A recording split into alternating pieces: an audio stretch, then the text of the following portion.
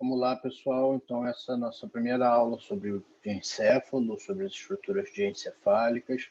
Esse slide a gente já viu sobre a divisão embriológica.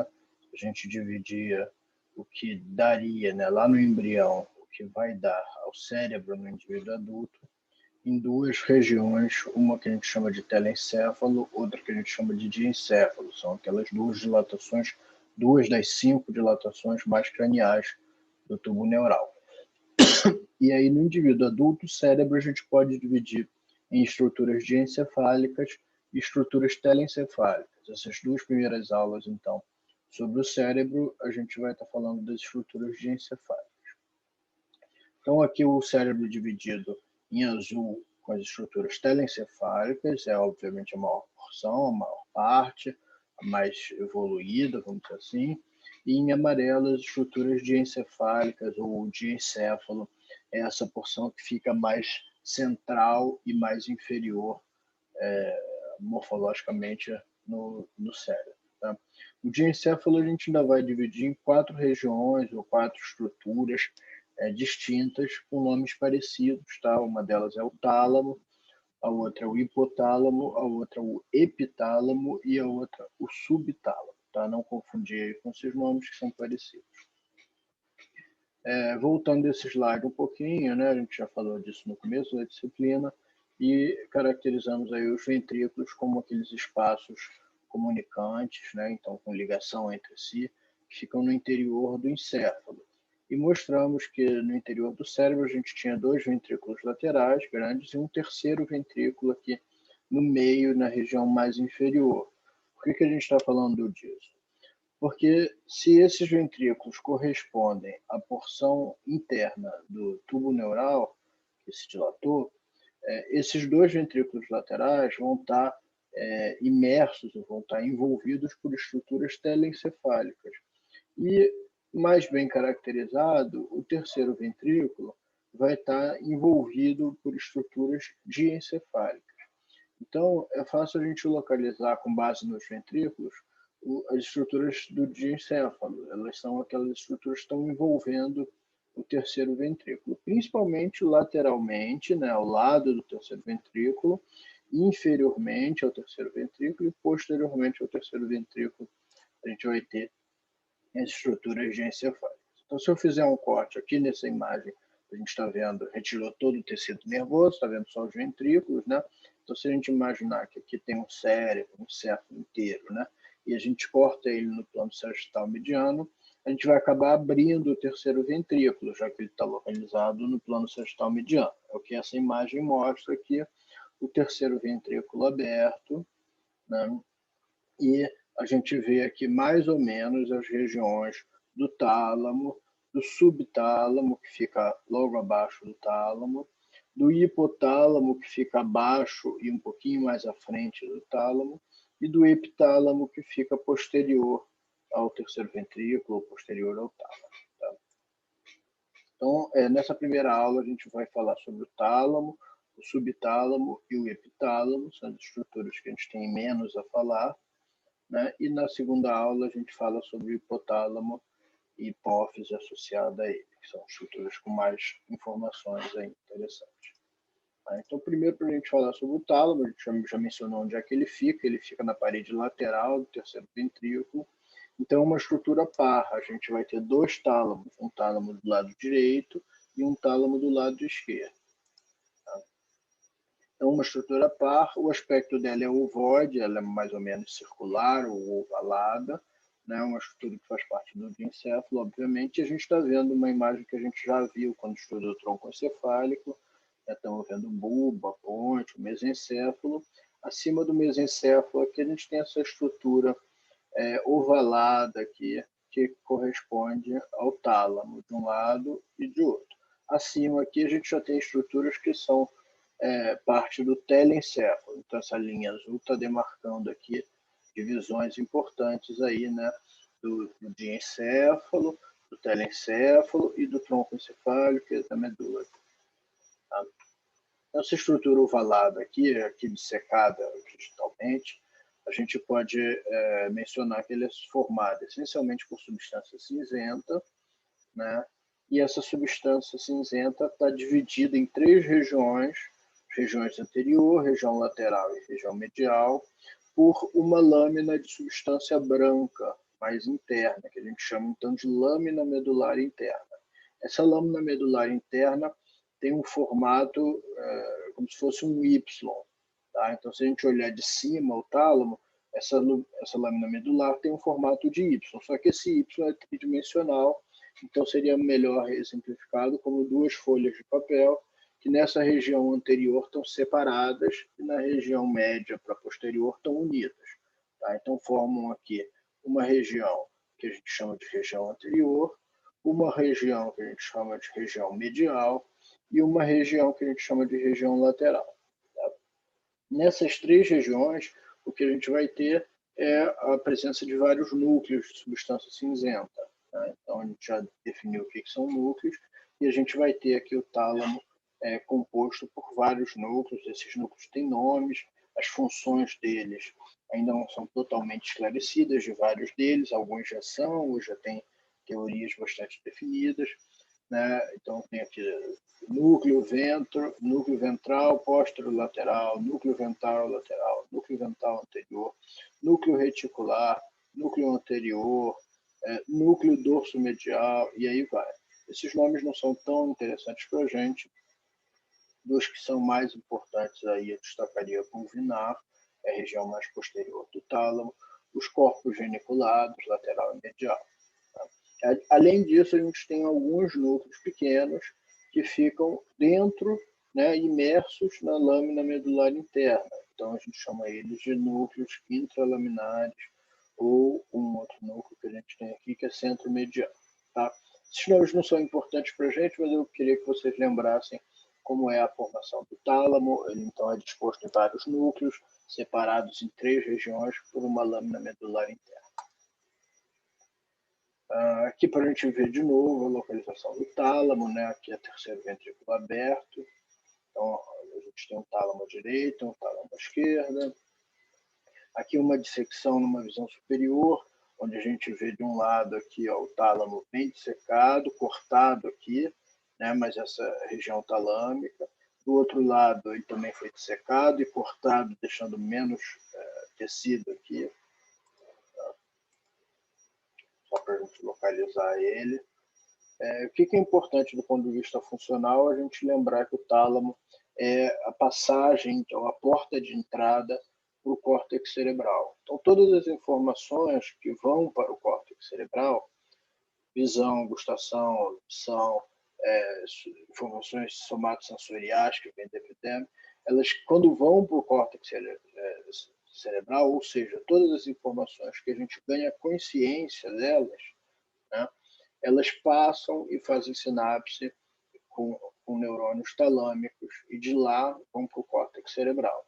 Tá? Então, é como se fosse uma porta de entrada. A exceção dessas informações todas são as vias olfatórias. As vias olfatórias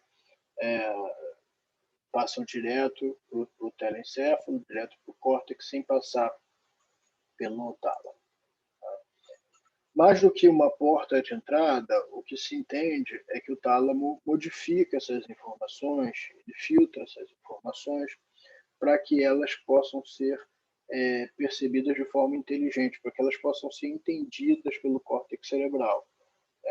Quando essa passagem não funciona direito e o tálamo não consegue modificar essas informações chegam no córtex, mas não são entendidas, não são percebidas de forma inteligível. Além disso, mais recentemente já foi demonstrado que, além dessa porta de entrada, o tálamo serve como um circuito de checagem. Então, essas informações do córtex têm circuitos que voltam para o tálamo com a mesma informação e do tálamo voltam para o córtex. E essas informações, então, são checadas para que estejam de acordo. Né? O tálamo também participa na ativação, de forma geral, do córtex cerebral, aquele sistema ativador reticular ascendente. Né? Tem fibras que vêm da formação reticular e fibras sensoriais vindas diretamente da medula, os nervos cranianos, que passam pelo tálamo e ativam, então, a atividade elétrica geral do córtex. O tálamo processa as informações sensoriais, faz parte também, toma parte dos processos emocionais e motivacionais, então também faz parte do circuito químico, de alguma forma, e tem um papel também importante no controle motor. A gente sabe que tem algumas fibras que vêm do globo pálido, que é um dos núcleos da base, que a gente vai estudar a seguir, e fibras que vêm do neocerebelo, daquele porção mais recente do cerebelo, que está relacionada à atividade motora voluntária, e que são enviadas para o córtex motor. Então, o tálamo também tem um papel importante no controle motor. A próxima estrutura que a gente vai mencionar é o hipotálamo. O hipotálamo é essa estrutura mais posterior do encéfalo, né? Então, situa-se na extremidade posterior aqui do terceiro ventrículo, nessa região aqui, exatamente. E a gente divide em três núcleos, na verdade, os núcleos abenulares, ou as abênulas, que são estruturas pares, e o núcleo pineal, ou corpo pineal, que é uma estrutura ímpar. O corpo pineal, ele recebe, embora indiretamente, não diretamente da retina, mas indiretamente ele recebe informações sobre a luminosidade no meio ambiente, no ambiente externo. Então, ele recebe informações basicamente se está claro ou se está escuro. Em algumas espécies, não na nossa, mas em anfíbios e peixes, o corpo pineal está presente e tem células fotorreceptoras, células, vamos dizer, análogas às células que a gente tem na retina, que conseguem perceber se tem luz ou se não tem luz diretamente. É claro que esses indivíduos tem o corpo parcialmente translúcido para que a luz possa chegar até o corpo pineal. Não é o nosso caso, né? O nosso caso tem um corpo bastante opaco, a luz não consegue atravessar o nosso corpo até chegar ao pineal, então não faria sentido a gente ter células fotorreceptoras lá. A gente recebe essas informações através da retina por outras vias neurais aí. Tá? Então, o que é importante? Uma vez que a gente tem a percepção se está claro ou escuro lá, esses neurônios têm essa percepção, eles passam a secretar algumas moléculas, dependendo da condição luminosa. Então, no escuro, né, o pinealócito, que são neurônios lá com características próprias, sintetizam e secretam a melatonina. Né? Então, eles, na verdade, produzem um neurotransmissor, que é a serotonina, fazem parte das redes serotoninérgicas, durante o dia. Durante a noite, a serotonina é convertida em melatonina e a melatonina é secretada, é liberada. Então, o corpo pineal acaba sendo um órgão nervoso de natureza endócrina. É considerada uma glândula endócrina, apesar de estar presente dentro do sistema nervoso central, apesar de ter origem biológica do sistema nervoso. Tá? Isso porque secreta, então, uma substância que é considerada um hormônio, que é a melatonina. Por que ele é considerado um hormônio? Porque ele é secretada por células, liberada na corrente sanguínea, e vai fazer o seu efeito à distância. Ele atua em diferentes regiões, tanto do sistema nervoso quanto de outros órgãos, né? Induzindo o sono, controlando o ritmo circadiano, que é ritmo escrito errado, né? Mas também fazendo um controle inibitório sobre as gônadas, principalmente em algumas espécies de felinos. Isso é o que justifica o comportamento reprodutivo sazonal de algumas espécies. Algumas espécies, quando tem mais luz, quer dizer, no verão, na primavera, né, eles entram em fase reprodutiva porque tem um período noturno menor, os dias são mais longos, as noites mais curtas e secretam menos melatonina.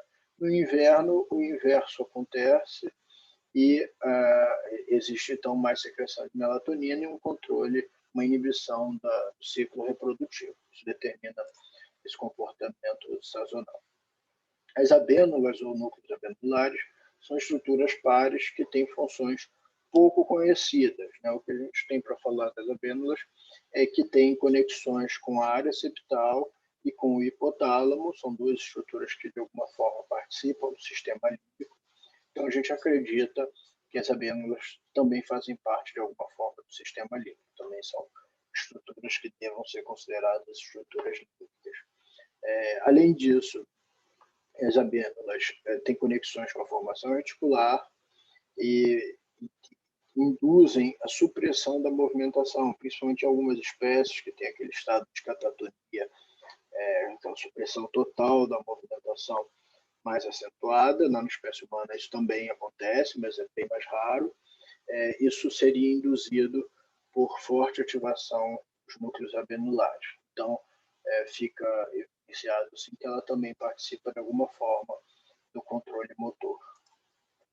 A última das três estruturas que a gente vai falar hoje é o subtálamo, é a mais simples aí das três que a gente tem para falar. É uma estrutura que fica logo abaixo do terceiro ventrículo, então inferior ao terceiro ventrículo.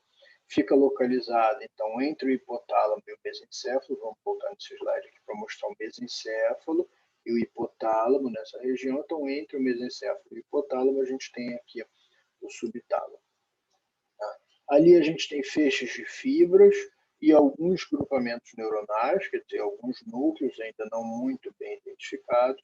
A gente acaba agrupando eles como um único núcleo, que a gente chama de núcleo subtalâmico. A gente sabe muito pouco sobre ele. O que a gente já estudou é que ele tem conexões com o córtex cerebral, com o corpo estriado e com a substância negra. Logo, a gente, com o córtex cerebral especificamente, principalmente de regiões motoras.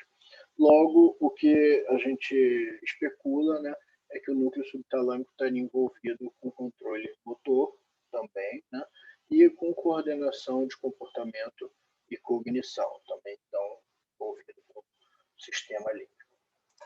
Era isso a primeira parte da aula de encéfalo. Não deixem de estudar o capítulo do livro, tirar as dúvidas